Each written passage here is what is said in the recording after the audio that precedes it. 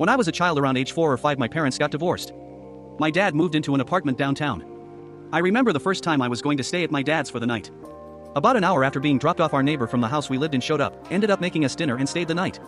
Being very young at the time, it never crossed my mind as being weird. She was a close neighbor. We would hang out with her 2 kids all the time back at the house.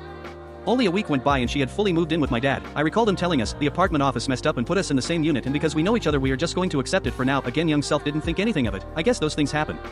Years went by and my dad and neighbor never admitted to dating or just didn't mention it.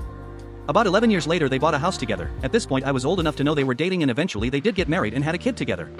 It wasn't until I was about 24 that I told this story to a friend and went, wait a minute. Apartments don't screw up like that. And everything started to make sense. After asking my mom and stepmom, I found out both of them filed for divorce a week apart from the other. I think it's wild that my entire life it never occurred to me that that's what happened.